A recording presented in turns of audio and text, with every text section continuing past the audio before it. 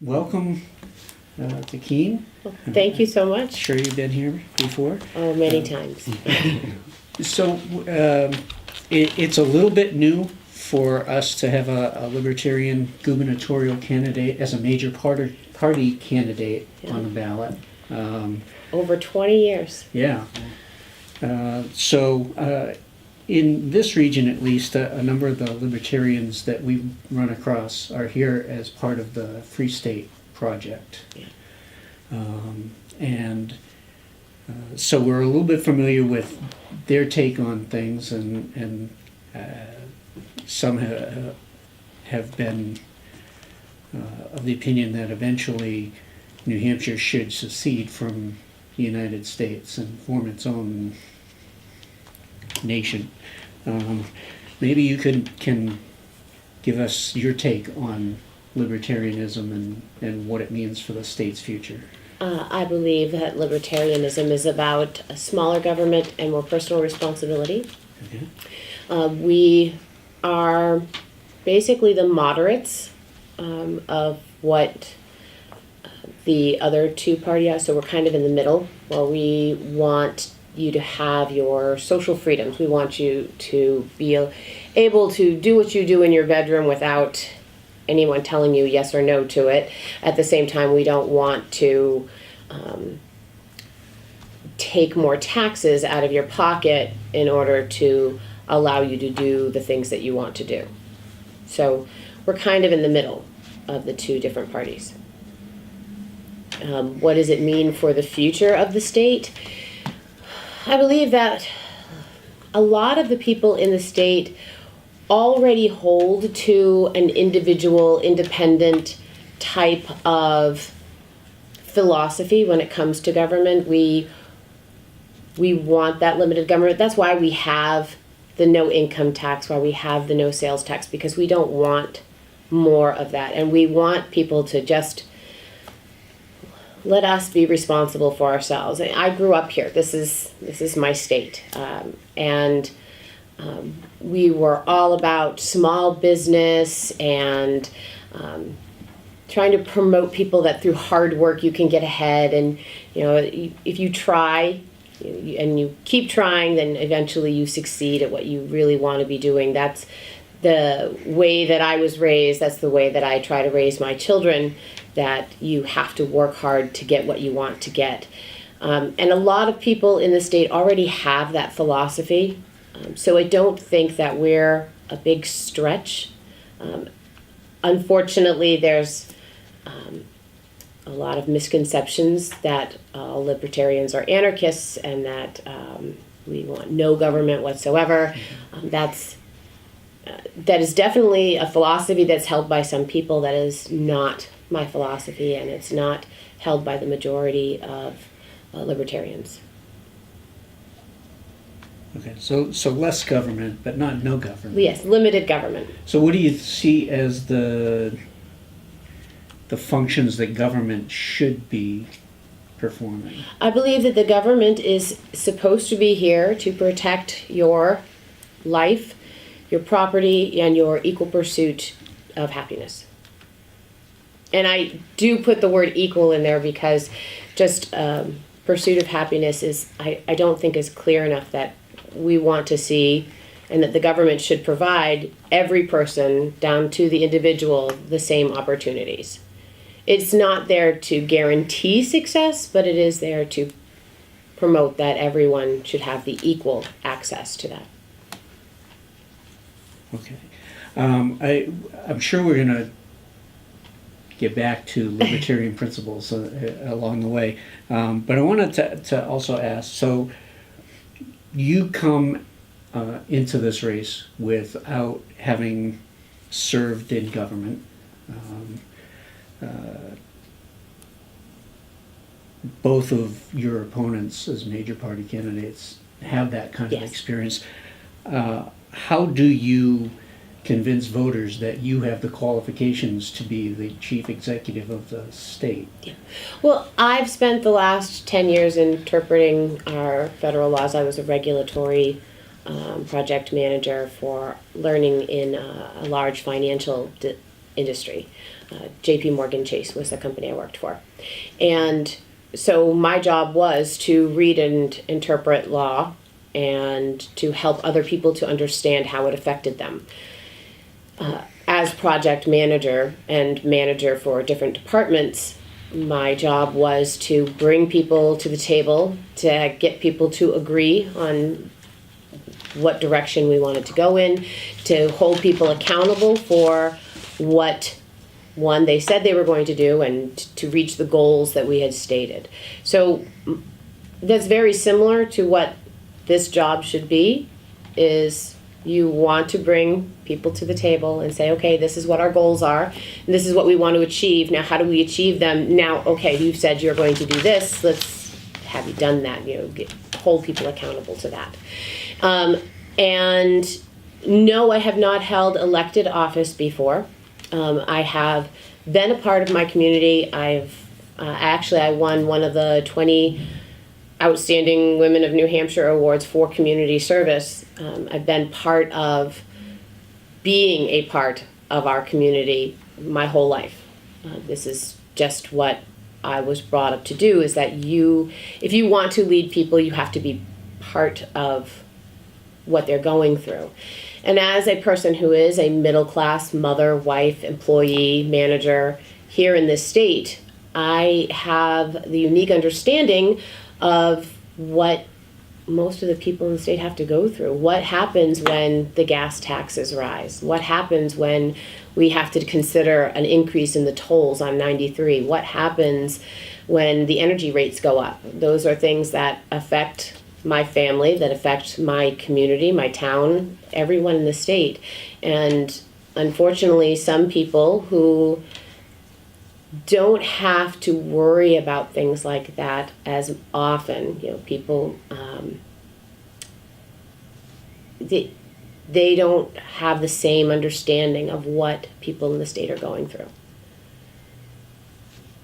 So there are a number of, only a small number of Libertarian voters in the state. I wonder if you might talk a little bit about some of your policy positions that might appeal to Republican voters who might otherwise choose John Sununu. Same for the Democrats who might favor Chris Paul Sununu. Kelly. Chris Sununu, I'm sorry. That's okay. I'm an old guy. That's okay.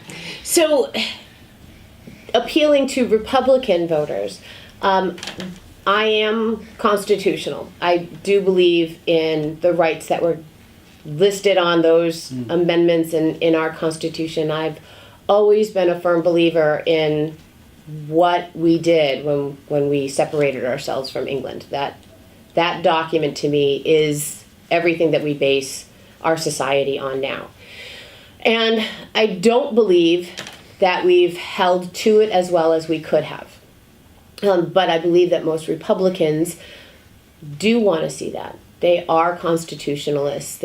Our conservative base are people who want to see that more limited government. They want to see the responsibility in office. They want to trust the person who's in that office. And what I would say regarding my Republican opponent is that unfortunately at times he says one thing and then he does another. And it's hard for people who are very firm on facts and this is these are the rights, this is what you said you're going to do, to have faith in that.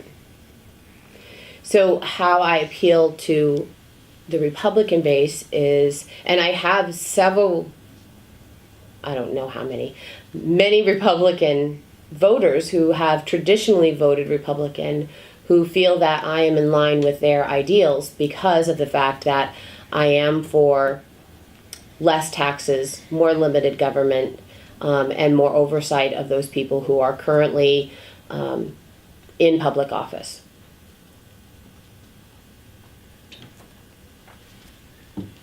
How about the Democrats? How then do you appeal to them? So with the Democrats, and I have a lot of Democratic supporters as well, I appeal to them by saying, I am a person who comes into this with a lot more compassion. I have walked the streets of Manchester and sat down and spoken with the homeless people that are stuck there with no place to go. And have talked to them about why they're there, how long they've been there, and given them options, said, okay, so if we were to provide this option, would it be something that you would be willing to take? I have gone through public education myself. My children are publicly educated, and I know that it's time to fix our public education system. This is something that Democrats really want to see happen as well. I actually want to start a commission that works with our education department, a governor's commission on education, and work towards fixing the funding problem so that it's fair across the state. And also to fix the issue of when our children graduate with your basic high school diploma, to make sure that they are qualified to go to an in-state college and make sure that our state colleges are affordable for them. These are a couple big issues for Can I them. just back up a little bit? I Yeah. think you said something about outlining options relating to the homeless, for instance. Yeah. So what would those options be? So one of the options I asked is if the state were to purchase in the areas where we've got the biggest concentrations of people who are homeless. We have buildings that are empty. So if the state were to purchase those and put small living spaces in each one instead of one big open room where we just put beds out, and said, okay, we're willing, as long as you are willing, to follow through on certain guidelines, we're willing to lease to you for 1 year one of these spaces. In return, you have to be drug-free. You have to go out during the day and for half of each day be assigned to a city block that you go out and you help clean up that area. And then the other half of the day, you have to go out and we have to help you get a job. And we're willing to help you get a job, but you have to get a job. And you put the money that you earn into an account so that at the end of the year, you now have enough to go get your own apartment. You have enough saved up to go out and be self-sustaining. And that would help to get people on the road to being self-sustaining again. It would help get people off of the welfare program if they're able to be on it even. Get people off of the tax-funded shelters, because even though it is a year of tax shelter, we're moving them towards being off of it completely. That was one of the solutions that I had discussed. Of course, it would be something that have to be passed by the state government, but that was the solution that I was discussing with them. And then jumping forward a little bit further in your last response, you mentioned fair funding for education. Yes. So what does that look like, and does it require a constitutional amendment?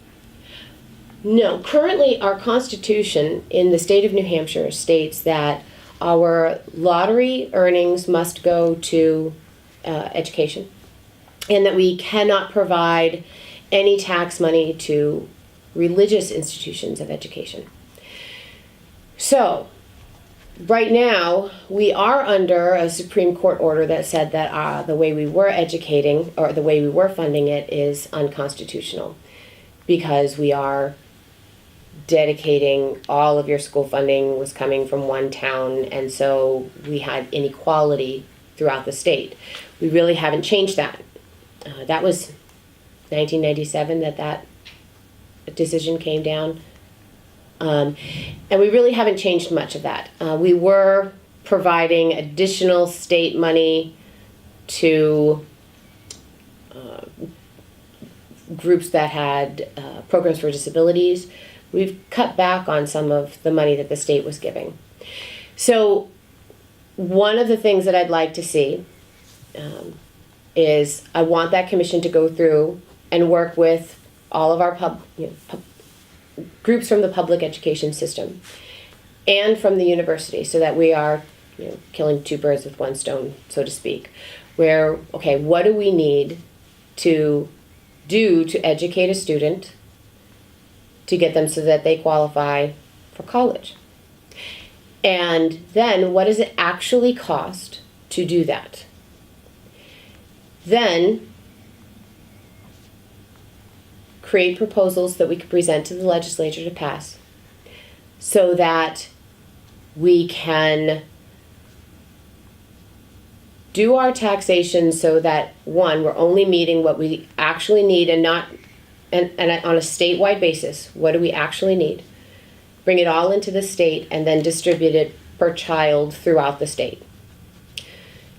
So that each child is actually receiving the money that they need that will pay for the facility that they're being educated in, that will pay for their teachers, that will pay for their school books, that will pay for them to be educated. And then if a school wants to do something additional, say they want to revamp their sports field, at that point they could then go to the town and say, hey, look, we need this funding for this item. It will take this many years to pay that off. Could you vote on that amount of money?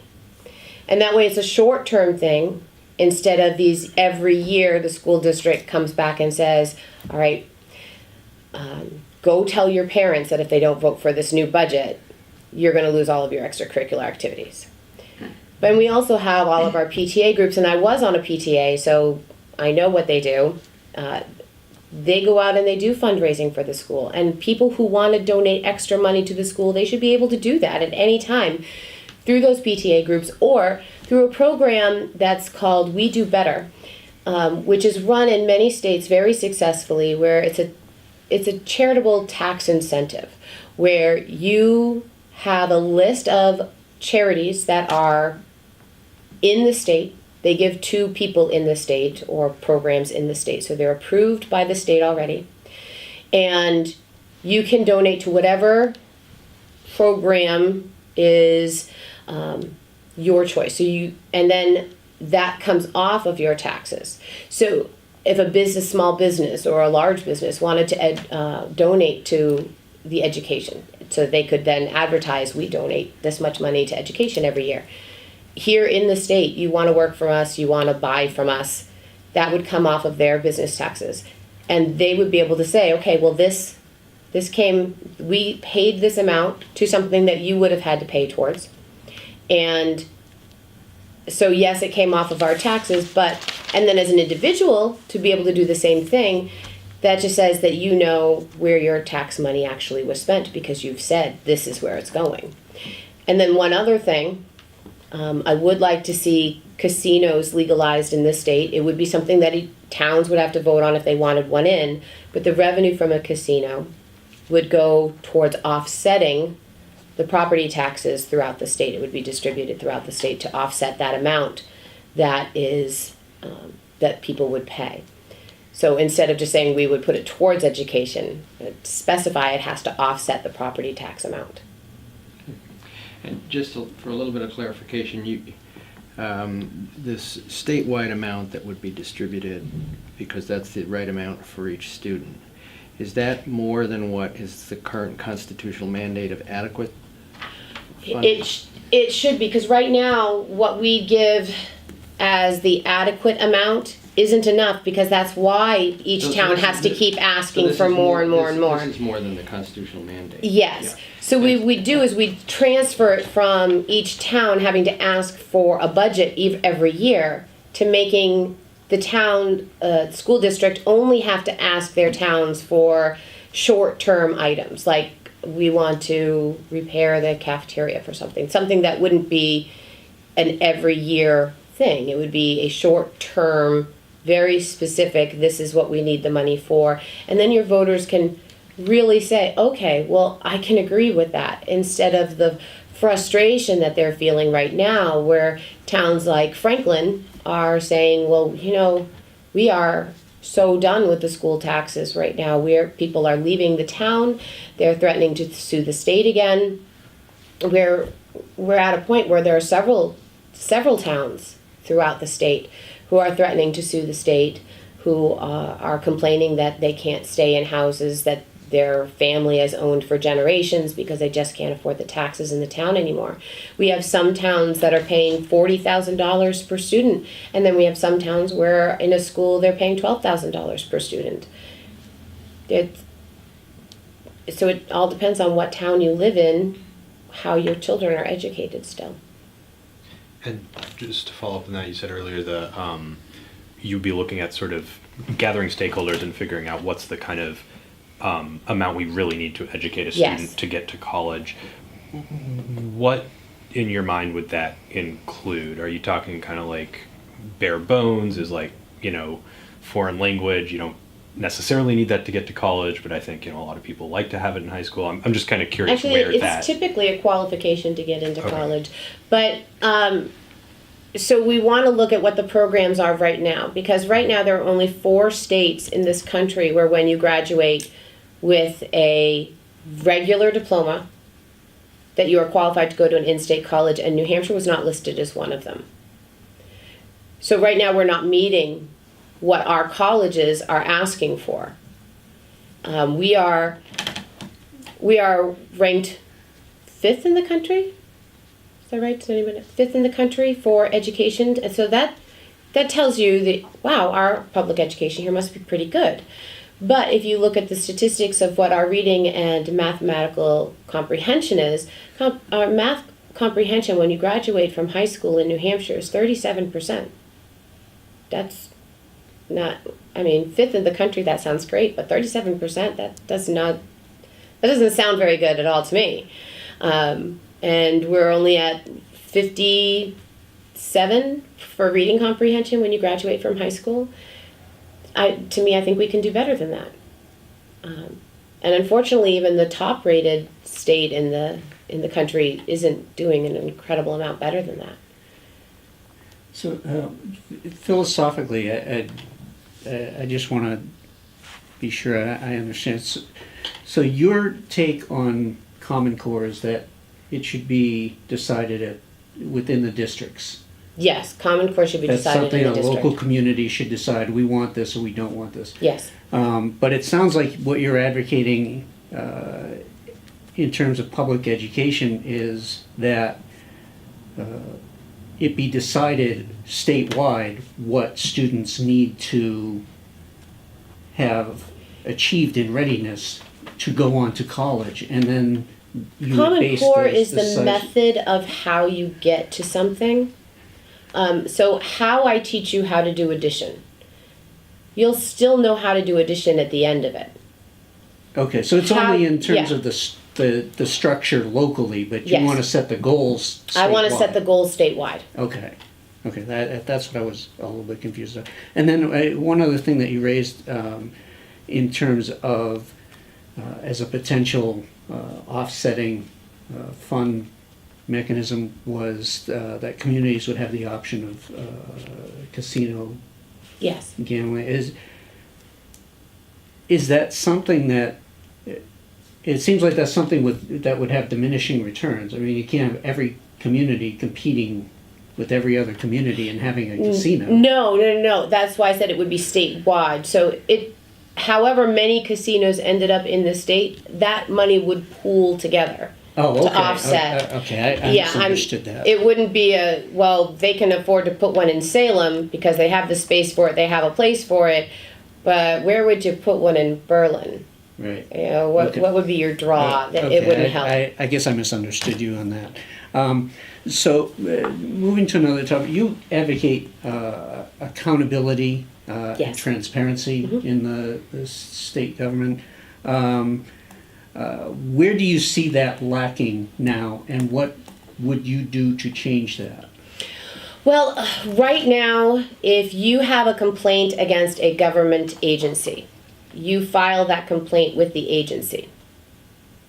And that means that the agency is investigating themselves. I don't think that people have faith in that. And when... Okay, so I've had a lot of things reported to me, and I'm not entirely sure how much of it can talk about yet because some of it's going to court. But for example, right now, I have to file a financial affidavit in order to be on the ballot. Every candidate does. And that information is public. And there's a place on the website of the Secretary of State's office where you can go and look up every 15A, every financial affidavit for all of the candidates, and for every legislature. You won't find mine. It's not there. I filed it. It's not there. As a matter of fact, not a single Libertarian candidate for office is listed on that website. I looked up just random Republicans, random Democrats that I knew of. They're not there either. So we had to file this in June. It's still missing. I filed one in 2016. That one's not there. I looked up current standing representatives. When I saw that mine was missing, I went to look. That's why I started looking up everybody else's. I looked up current standing representatives that are in office right now. You cannot find theirs online. So there's a lack of oversight there.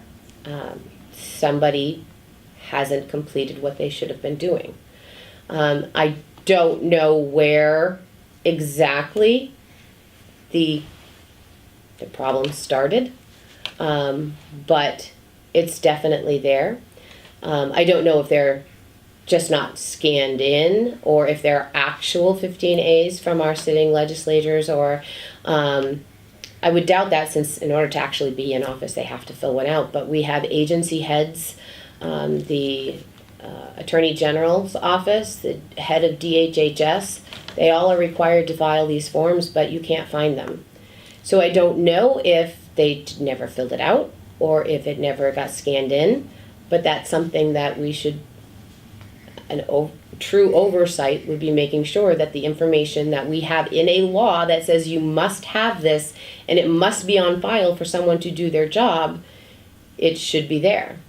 Is there a difference, though, between something having to be on file and something being available through the state website? I mean, maybe they just haven't gotten the state that part website yet. is the transparency aspect. Okay. And the oversight is making sure it's actually there. So they're two different things, but they fit together. If they're not there at all, and I don't have access to those if they're not available, I mean, I can't. If they don't exist, you can't find them. But if they do exist and they're just kind of lost somewhere, then that's just simple oversight of someone saying, hey, you need to come in and get this done.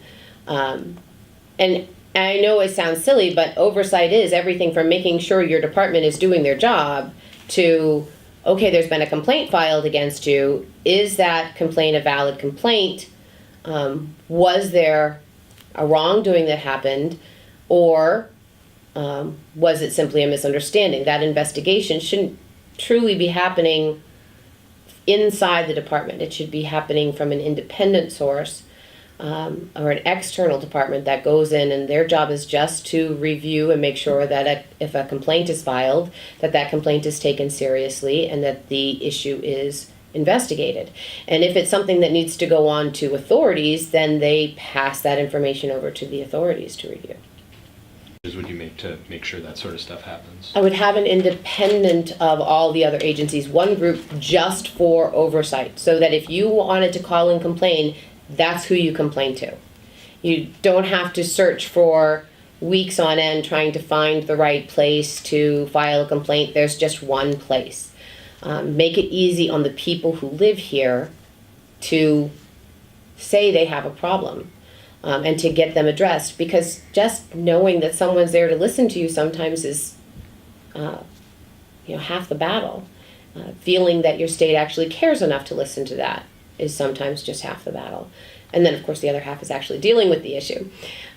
So I would start there and give them the authority to go in and do investigations on any department, and to make sure that they're working with authorities if it gets to the point where it actually needs to go to an authority. If there was harassment or battery or something that could be criminal in nature, or fraud, that it actually goes to the correct place, and that they hand over all of the materials to that investigative unit then. And then for transparency, I would start with our website. You should be able to find everything you need on the state website. I've looked at other states' websites, and sometimes I'm jealous of what I see on their websites. I mean, it's so easy when you go to some of these states where, okay, you want to start a small business? Okay, you click here. Here are all the forms that you need. Oh, you want to do... you want to start a place a restaurant that sells alcohol. Well, then you'll need this license to go with it too. All of the information you need is right there. You can click on it. You can fill it out. You can print it, sign it, turn it back in. It tells you exactly where it needs to go, what the time frame is on once it gets submitted, how long it's going to take before someone reviews it, how long it's going to take before you hear back, so you're not sitting around waiting. We have people in this state who started the process, and 2 years later, they finally, after having to purchase a building in order to have it inspected, that's when they find out 2 years later, oh, by the way, yeah, I know you've been paying rent on this empty building for 2 years, but now we found out that the septic system is wrong, and so, yeah, you can't start this business here. Couldn't we have found that out before we purchased the facility? I just think in this modern age where we've got the ability to make certain things electronic, where we've got all of these amazing people in this state with knowledge, we should have an electronic interface between our state and our people that is easy to use for everybody from your 18-year-old to your 190-year-old. I don't think we actually have anybody that's 190. I was exaggerating. But everybody should be able to go on and find the information they need easily and not have to search and call an office. And sometimes it depends on who you get when you call that office as to what information you're given. And that's some of the feedback that I've gotten, is that people have gotten different information based on who happens to answer the phone the day they call. And that shouldn't happen either. You want to lower taxes. Do you get there by cutting government functions or departments? Well, first of all, we need to make sure that there's no overlap in government departments. I think it was Governor Lynch who started that process, who went through and said, wow, we have a whole lot of departments that are doing the same job, but completely separated each other. And he started that process. It wasn't completed. It needs to be completed, where if we have different departments, that we either merge them together so that they're working together. Because if you're doing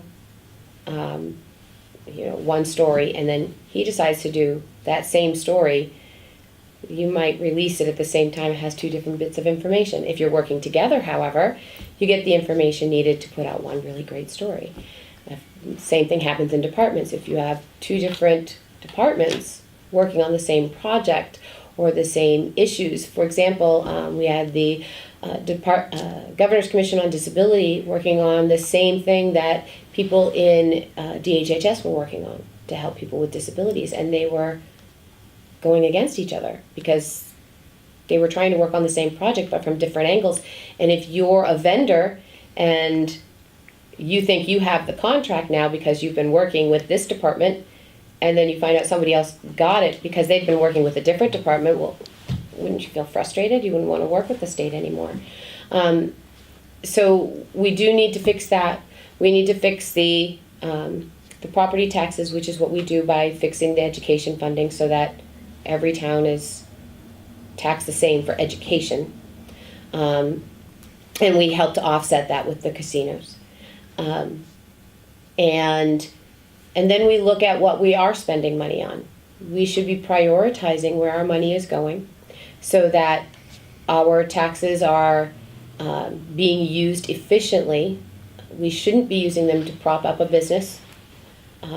We should be using them to prop up the people. So we should be focusing on things like the opioid crisis, the mental health care. We should be focusing on those issues that are going to support the people of the state, and then let them decide which businesses are the businesses they want to support. So are there any specific taxes you can imagine going after or cutting back or eliminating the state could do without? Or is it more of an across-the-board sort of approach? It should be across the board, but there are some things, specifically, I have a plan for small businesses and new entrepreneurs in order to promote our small businesses and entrepreneurs in this state.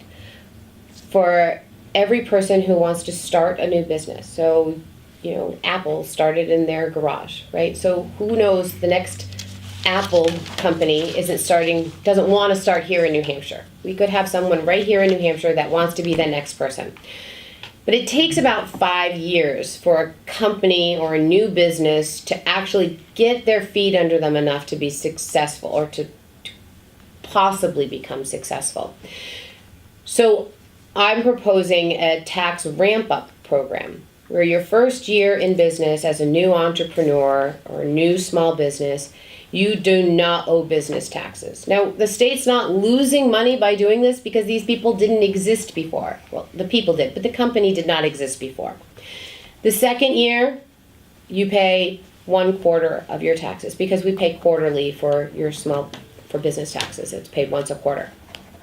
And you keep doing this until the 5th year where you're actually paying all 4 quarters. So you're growing into the business and you're growing into the tax burden at the same time. And this will help people who want to start a business because they wouldn't have to worry about that one aspect their first year. They could just worry about, okay, how do I deal with selling my company? How do I deal with selling this idea? How do I get it so that people want to come and spend money here with me? And then if we could get it so that in 5 years it takes that long for your company to start succeeding, and that's how long it takes to start having, to the point where you're at your full taxes. Taxing someone who's earning nothing compared to taxing someone who's now earning $100,000 a year, we're actually going to be making money on that proposition. Again, we're not losing any money because this company didn't exist before. That's one thing that I'd like to see change in the tax code there. Is that fair to competing businesses? Well, those businesses are already successful, so it doesn't help them to become successful. But I have talked But the to... government is in effect subsidizing a startup business that might not that business be taking business away from the established business? No, I don't think so. Because in your very first year, you're really not taking business from anyone, any different from any other company would be. And it's only set up to give you the chance to get your feet under you. We're not giving any money to anybody. We're just giving you the opportunity to actually start earning something so that when you are paying taxes, you're paying a little more taxes than you would be the first year that you started or the second year that you started. And each year you are going to have to, except for the very first year, you will be having to pay some tax. You're just ramping up to the full amount. And if you don't succeed in that 5 years, then we did do what we could. We're not doing anything else other than making sure the forms are all available, make sure you can get started. And unfortunately, right now as it stands, sometimes those first 2 years you're just still going through all the licensing procedures. Not very fun. So that's a plan for fostering entrepreneurship. But going back a step in terms of things the state government spends money on now, other than duplicative efforts that you mentioned, are there areas where you think the state should be reducing spending specifically, or programs or agencies you say we don't need to have that? Or I really want to look through a line item, a budget right now, what's up there. We have about 25 documents that say budget, about 6 of them say final budget on them, and they all say something different. I think though when you create a budget, that should be the budget you're sticking to. We have a lot of things that we say, here's our budget, and then we start saying, okay, but we're also going to spend money on this and this and this and this and this and this. And I don't think that that's right, because that's spending extra tax money. And there are definitely, if you have in your budget that we're going to be spending money on contractors, we're going to be spending money on vendors to fix roads, there are emergencies that are going to come up. But if, say, Planned Parenthood comes up and says, okay, so we want you to spend money on supporting our business. Planned Parenthood spends more on lobbyists to get that money than they get in the money that we give them. They do a great business. What they're doing is important because they are providing a health care need to people who are in the state who need health care. But at the same time, is that the best use of the state's money? Is that the best use of the tax money? But if we went back to that We Do Better program, where you can choose what in-state charities or facilities you give your money to, then if that's something that you want to give your money to, then you can. And you can get a tax incentive for it. But then the state isn't spending that money. It's your choosing where that money is going, and the whole state doesn't have to give to it. Does that make sense? It does, except for the part where Planned Parenthood would spend more on lobbying than it gets from the lobbying. That seems like a really bad choice on their part. I agree with that, yes. But If I could follow up on that tax incentive program, how far does that go? Is that a matter of, I can offset my taxes by $500, up to $500, or is it if I want to zero out my tax liability and give all that money to an art museum, I can do that? Like how? There's currently a list. Now I'm trying to remember the name of the group that keeps this list of New Hampshire charities, and it's part of the state that goes through and says these are all charitable functions in the state, and you can put in if you want to donate to Feed the Homeless, or you want to donate to a program that does art support.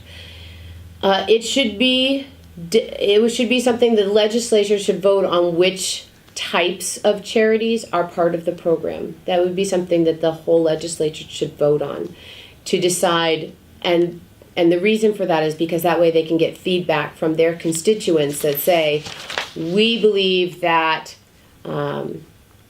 charitable institutions should not include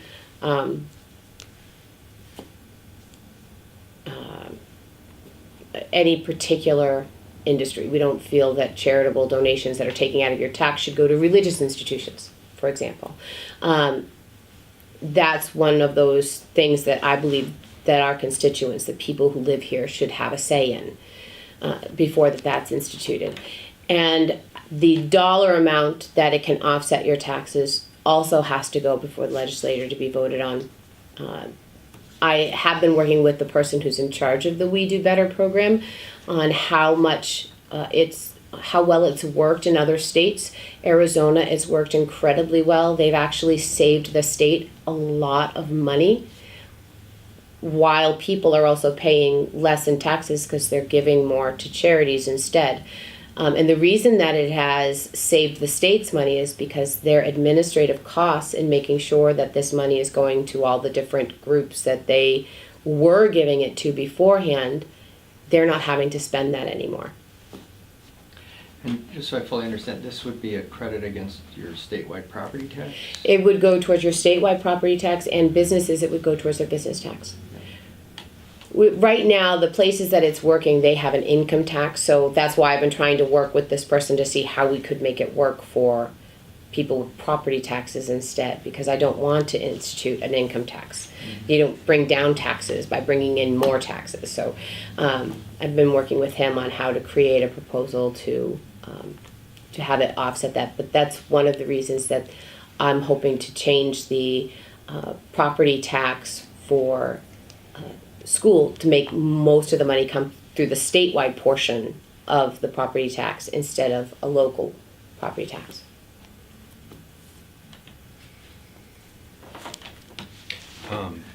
One of the issues I know you've highlighted on your website is cannabis legalization. I believe you're in support of, and you've also kind of talked about it in connection with the opioid crisis. So, when it comes to cannabis, aside from legalization of recreational marijuana, are there other ways you would change the way that's accessible in the state? And then also, how do you see that kind of fitting in with the opioid crisis? And aside from, sorry, this is like 4 questions. It's okay, I'm just trying to remember all of it. Yeah. So let me start over. But I'm just sort of curious about like what you think we need to change in terms of how people access cannabis in the state, and then in addition to that, or aside from that, what else do you think we need to do to combat the opioid crisis? Okay, so I'm trying to see which to start with. Okay, so Colorado has lived this and learned from it quite a bit.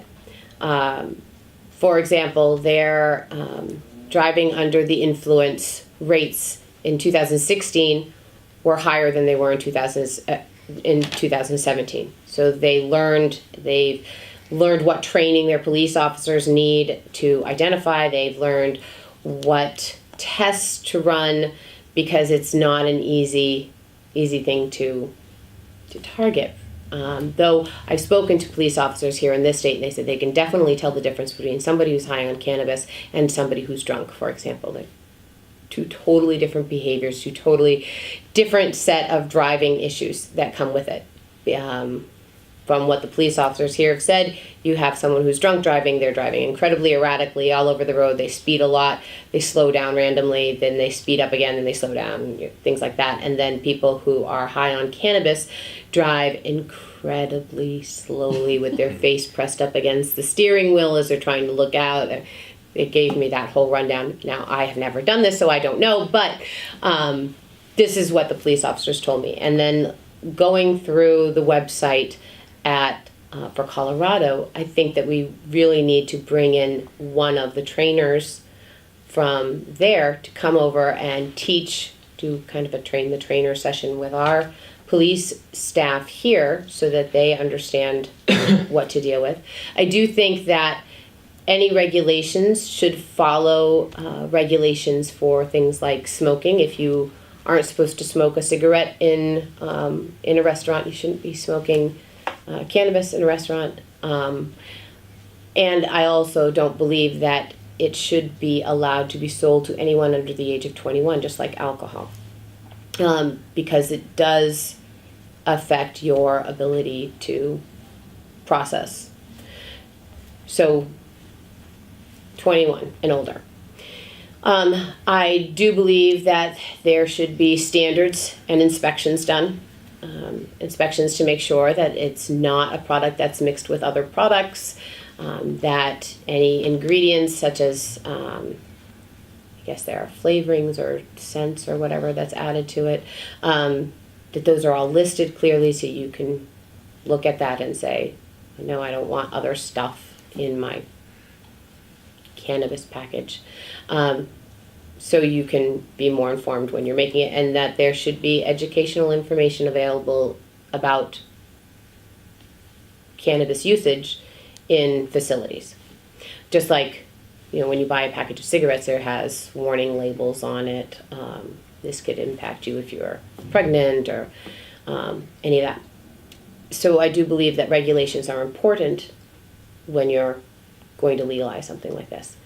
I do believe that it affects the opioid crisis. Every place that has legalized cannabis recreationally has seen a drop in opioid addiction. The Cana Institute in Massachusetts has done studies to see what happens if you give a person who is addicted to opioids cannabis. It helps them to come off of an addiction because it lessens withdrawal symptoms, but that could be argued that that's medical use of cannabis and should be currently covered, though I don't think it's actually listed. I don't know if it's listed in our current state list of what is an acceptable diagnosis for cannabis use. because I don't remember what's on that list right now. But there are a lot of people who are afraid to come forward and say they have an addiction problem. That's one of the issues that we have with our opioid crisis right now, is that people are afraid to let people know, and they think that they can hide it. And some people are successful at hiding that they have an addiction problem until it's too late. Many are not able to hide it. It's a visible thing. But one of the ways that we need, excuse me, to fix our opioid problem is to start treating it as a medical issue.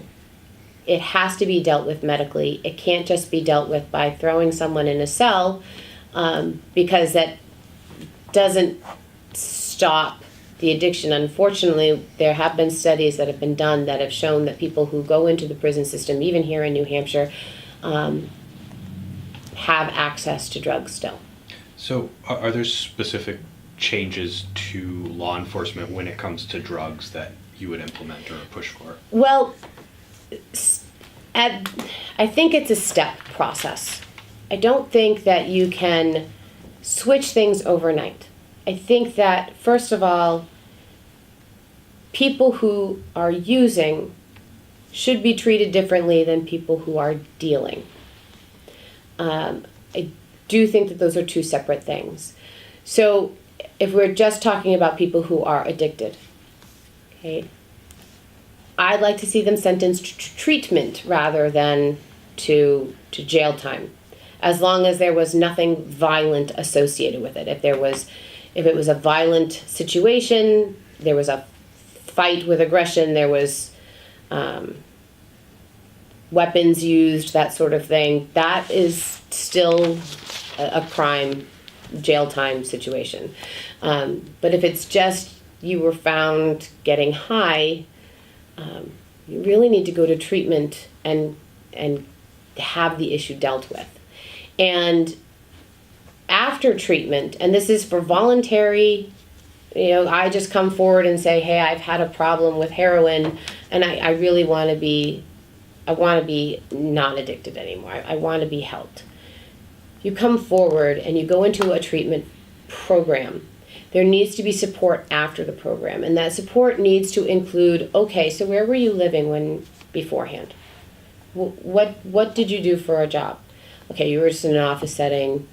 Maybe we can ask your place of business if they can move where you were sitting, things like that. But going back to the same apartment you were in, not always a good idea. Sometimes the job that you were in, going back to it's not a good idea. So helping people to switch if that's a necessary thing, because if you were getting your drugs from someone at work, going back there, you're now put back into the exact same situation you were in before, and it's part of an addict's mental set now, that here in this situation, in this place, this is where I get my drugs. This is where I do my drugs. So they need to be moved out of that situation so that their journey back to being healthy is successful. And I've known people who were addicts, and they've gone through that. I luckily have never known anybody who had to go through an overdose situation. And I was a kid when I unfortunately knew people who were addicts, and it wasn't a good situation for a kid. Even I was a teenager, but it wasn't a good situation for a child to be exposed to that. It wasn't a good situation for a teenager to be exposed to that. And while my parents did everything they could not to make sure that I wasn't exposed to that, unfortunately, it was a relative, and it happens. And there are a lot of people in this state that have relatives that have a problem. So we need to work on that. We also need to work on prevention, and we work on prevention by increasing our mental health care in this state. Because people who are depressed or just feel lost, that everything's falling down around them, they look to something else. That's where they start going to those addictive substances to get rid of the pain and depression, to forget about everything else for a little while. So if we could increase our mental health facilities, to increase our mental health support here in the state, maybe we can stop it before it happens. And just following up real quick on what you said about making sure people come out of treatment and have the environment they need to stay successful. What should the state be doing in that space to make sure we have that? We should be, first of all, we should be promoting those independent charities and groups and organizations who already do this to work with these people. So we should be working with those organizations that do it now to help say, okay, so we've now gotten you through the treatment center, now you need to move on to this group that helps you to find a new home, that helps you to, they work with you, you either while you're in a halfway house or a program where we're able to help you find a job. Okay, so now you found a job, now we need to work on finding you the apartment. Okay, you now found the apartment. By working with them, then we can help assist you to find it. I'm not saying that we need to have a bunch of apartments that are set up somewhere to put people in, because we can't really do that. But we can assist people in finding a new place to live, a new place to work, if that's necessary. It's not always necessary. Sometimes we can work with the employer to say, okay, so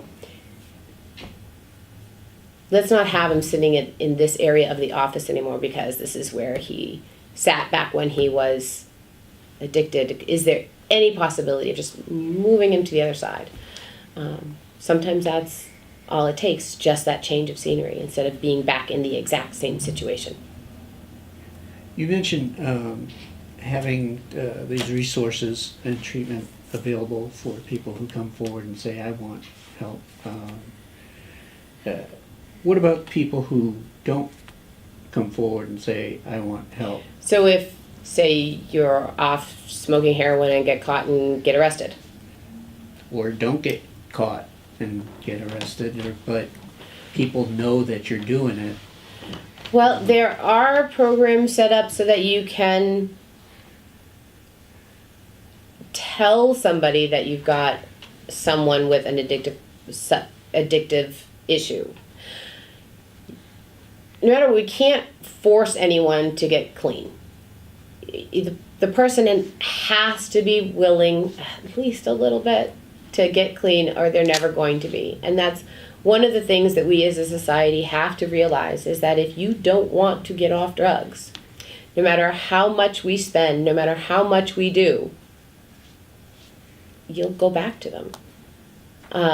But if you can reach out to a hotline and say, look, my son is doing drugs, and I don't know what to do, I don't know how to deal with this, then there are places, there are charities, there are organizations that are set up right now that they could come out and meet with your son and say, okay, let's talk about this. And the real thing is you have to find out, why did it start?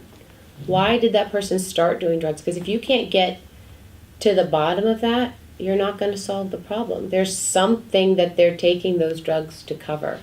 Either pain or depression, or cool kids were doing it. Whatever that base is, we really have to get to the bottom of that, and that has to be part of treatment. And if one of the things we should have is a state hotline where you can call and you can reach people who are in the mental health field, who are specialized in addictive treatment, who can talk to somebody, even if it's just on the phone, to talk to somebody who's at least willing to take that step, and try to encourage them to take the next step, and try to encourage them to take the next step. And even if it's just you saying, my son, my daughter, my brother, my uncle, encourage those people. Okay, what can you do? How can you convince that person to go to a safe station at the very least, where they can get some help? Okay. Sorry, do Go you ahead. mind if I follow up? No, go right ahead. So the state right now is talking about sort of a new 10-year mental health plan that they've been developing. There was a meeting about this in Keene last week, 2 weeks ago, pretty recently, and one, the state hotline for mental health was actually one component of it. There's a bunch more, and one theme that kept coming out at this public meeting was like, a lot of this sounds great, but boy, it's going to take more funding. This was an issue with the last time we did a 10-year mental health plan in '08, recession hit, the funding wasn't there. So is that, with mental health, this is something you've talked about a lot, is that somewhere where you see the state maybe committing more resources This to is it? one of the places that I think the state should commit more. Okay. So while we're talking about health in general, healthcare is an issue that's on a lot of people's minds. Yeah. And generally over the past decade or so, most healthcare debates have been framed in terms of the Affordable Care Act. Is it good? Is it bad? What does it do? What doesn't it do? That came in response to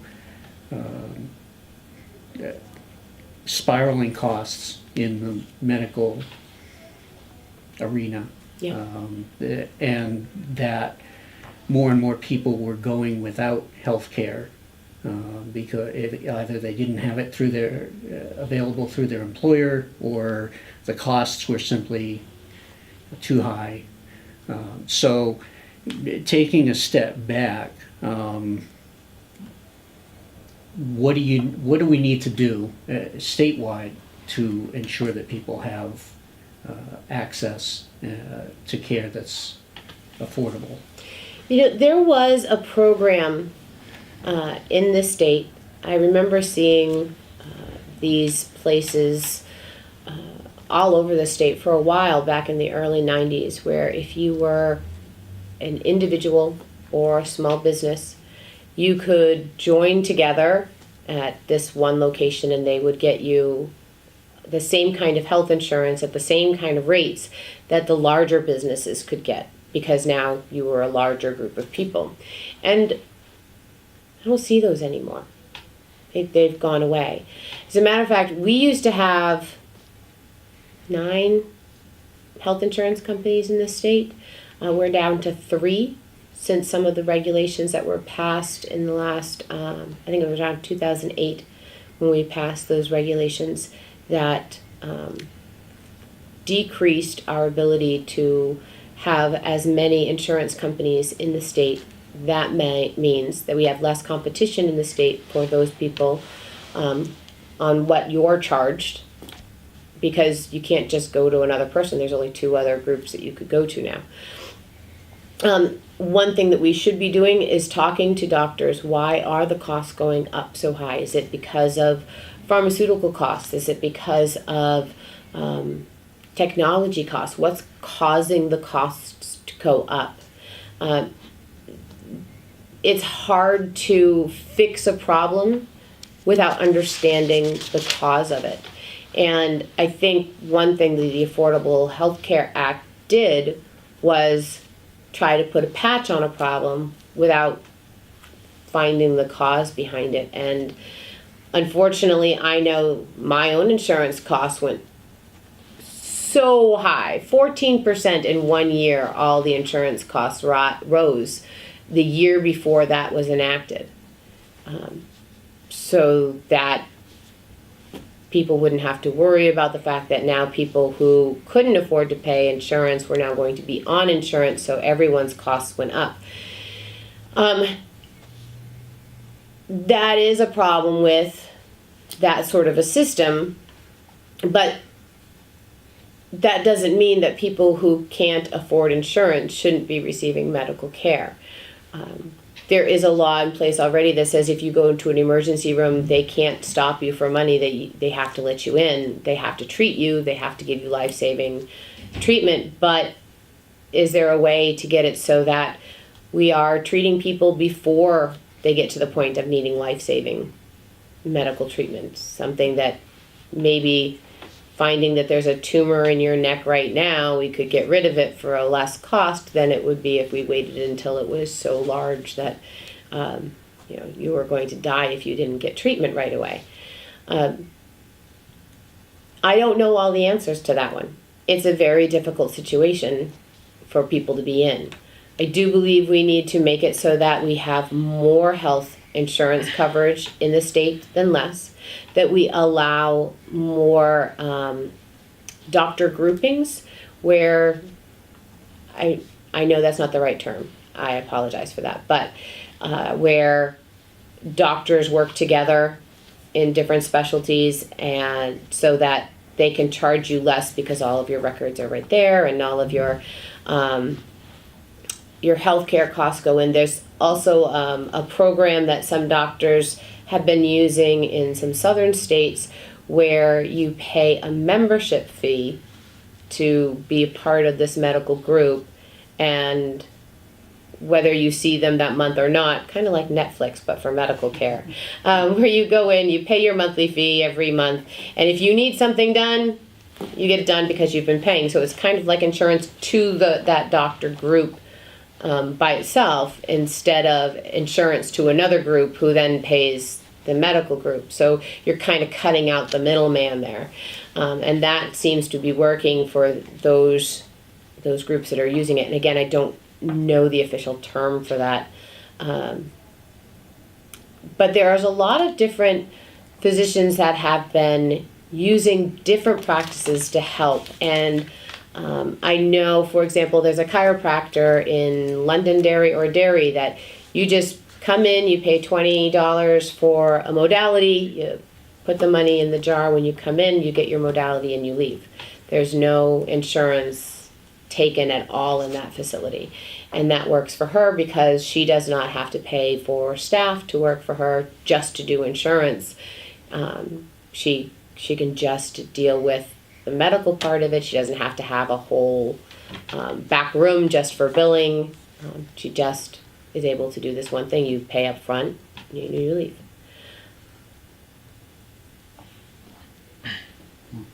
But I don't know what will solve the problem yet. I know that was a lot to say, I don't know, but there's a lot of options out there, but I don't know what the solution is.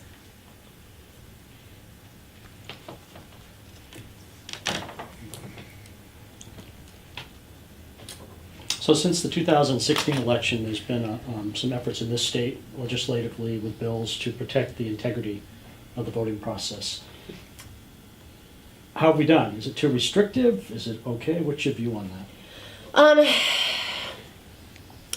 I think that we have to work on language in laws so that we don't have these differing this one word that means different things depending on which bill you're looking at, because I think that gets confusing, and I think that would help with this particular issue quite a bit, especially with the word residence versus if you're a resident versus you're domiciled. When I was in college, I went to college in a different state, and I always called my home state to vote. I know that people say that there are busloads of people that come up here to do voting in multiple states. I've never seen that. I've never seen evidence of that. Though this year, we've had 3 people now convicted of doing that in the 2016 election, where they voted in Massachusetts and voted here. The student, I don't remember what other state he voted in. The couple, they voted here and in Massachusetts. I think that our voting process needs to be updated. Voter registration, for example, when you go in to register, I lived in Salem, and I moved from Salem to Sandown, New Hampshire. When I moved to Sandown, and I went to register to vote there, it's a different process than if I had moved to Nashua to vote, to register. There, it gets automatically put into a database, and it's uploaded to the Secretary of State's office. In Sandown, it is on a piece of paper that once a month they put into a database, and then at some point they bring it up to the Secretary of State's office. So that's quite a period of time that can go, and there's nothing against my town office, because they are amazing, but there is a possibility of things getting lost. I think I registered to vote in February of 2017 as a Libertarian, and it wasn't until May that I saw my name finally show up on the Secretary of State's office as changed from a non-declared to a Libertarian. That's a long period of time. Now, we can have a closed system where you can register to vote there at your town clerk's office, and it can go automatically into a statewide closed system database. So that when I go to register in Sandown, they say, oh, you're registered in Salem right now. And I could say, well, I'm moving. See, here's all the information you need. You know, I even brought my mortgage papers with me to show, see, I moved. But right now it doesn't matter. I could be registered here and my name is still on a voter registration database for, 10 years in some towns? And it takes 10 years before they clear your name off of that voter registration list there. So now you're registered in multiple towns. Anybody could go in and commit fraud if they knew that you were registered there and you weren't going to come in and take it.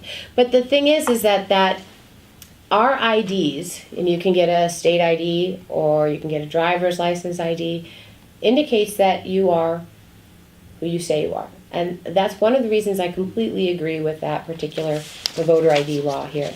I think that having a voter ID, just a simple card that you can go in so that the complaint that we are charging people to vote can go away. If you're only getting an ID to be a voter, you're not going to get an ID to do anything else. You're not trying to buy liquor in this state. You're not trying to be a driver in this state. You're not getting any other ID for any other thing. A voter ID card that has your photo on it, that says you are legally allowed to vote here in this state, that is free of charge, just a simple card that's dated from this date to this date. You're acceptable. That would get rid of that pay to vote feeling that a lot of people have with this particular law. Because even though the state ID is only, $10 to get a non-driver's ID license? But it's still a fee. And so that's why people feel that it has become like a poll tax, which you're not supposed to have a poll tax. So that's one of the arguments against that. So I think that we should have covered that in the law when we first wrote it, but but we didn't. So if we did that one aspect, then we cover that basis, so that you are proven as, yes, I live here, this is where I spend my time, this is where I'm being educated and I'm growing up and I'm have my job here, I just don't drive, or I don't need a license for anything else, I just want to be a voter. And we can also provide that to those people who don't have residences. So one of the issues that this new law caused to people was that we are disenfranchising people who are homeless. They live here, but they don't have the ability to get a license. Well, a voter ID card would resolve that as well. So that would help for those two issues that I've heard about the current law. And who would issue that? Where would people get that? They would still have to go to their town clerk's office to get one of those. So town clerk The would town have clerk could do it because they can verify that you're really here. Okay, and for the clerk in Sandown who says, I don't have the resources to do that for everybody in Sandown. Well, the state Does would. the The state gives those things to each town hall, just like they give the forms that you're supposed to fill out. They give you they give you all that stuff now. So they would just give you the resources. All you have to do is have the person get a photo picture. Yeah, get a stuff picture. and all of that. One big topic in the state is that a lot of young people my age, aren't staying here or aren't moving here, whether that's after high school, after college. What's your plan to address that? Well, there's one industry I'd like to see brought to New Hampshire, and I meant to bring this up when you talked about cannabis, but it's the hemp industry.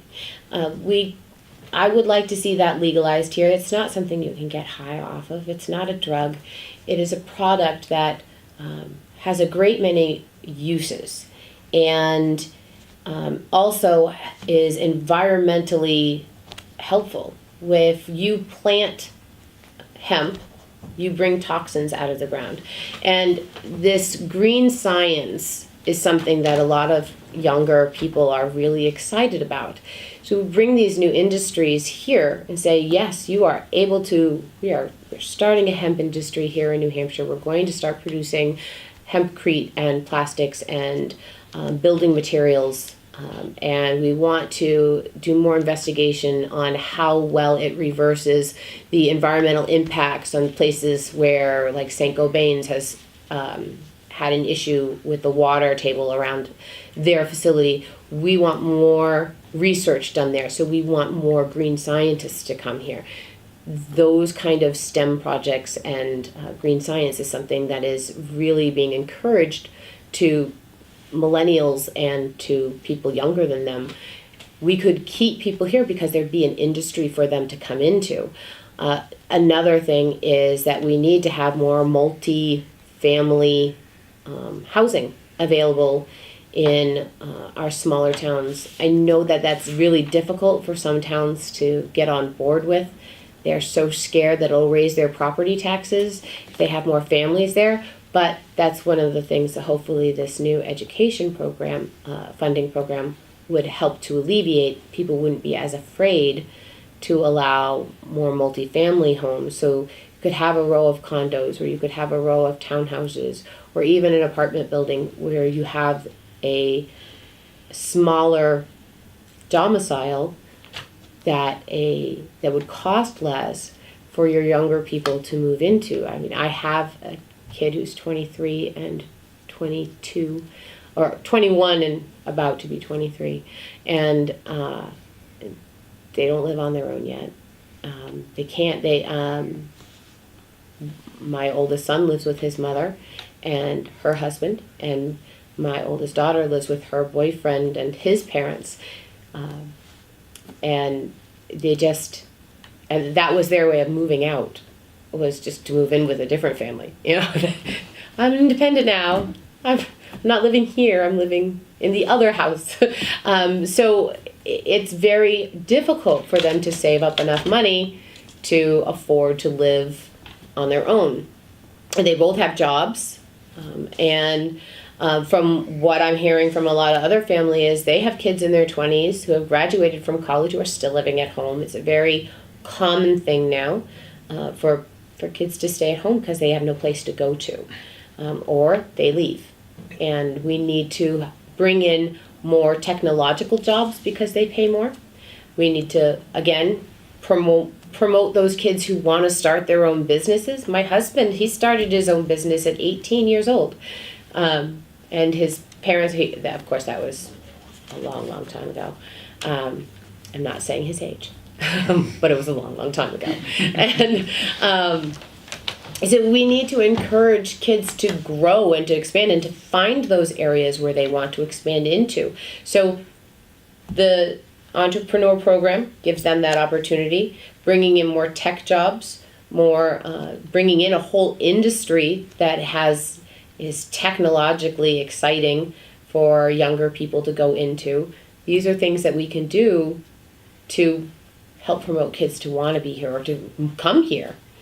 And with those two kind of major points, both the hemp industry and the housing issue, I'm kind of curious what you see the state government's role specifically being. So with hemp, is it a matter of there are like legal or regulatory changes that need to be made, or is it more just how do we tell that industry New Hampshire is the place? And then we make it legal, because right now it's illegal. So just like legalizing cannabis, we have to say we are legalizing hemp. We are allowed to have an industry here. You are allowed to farm it. This is something that we're now allowed to do, and these are the regulations behind it. So doing that tells them, hey, we can now do it here in New Hampshire. And they can grow it here in New Hampshire. They can, it harvests 4 times a year in New Hampshire. So we have farmers who are struggling who may say, oh, well, that's a crop that I could actually grow here, regardless of whether or not there's a drought. I can still grow it and harvest it more than once. I'm on it. So we do that. And then for the housing, we promote that by making the property taxes less with that other program. So all of these things tie together. Unfortunately, our economy is not one thing that you can say, okay, this one thing will solve everything. It's all pieces, and each piece has to work together. It's like a giant puzzle instead of, a straight line of this, then this, then this. There is no full picture until all those pieces are put together, which is unfortunate, but it's fact. Well.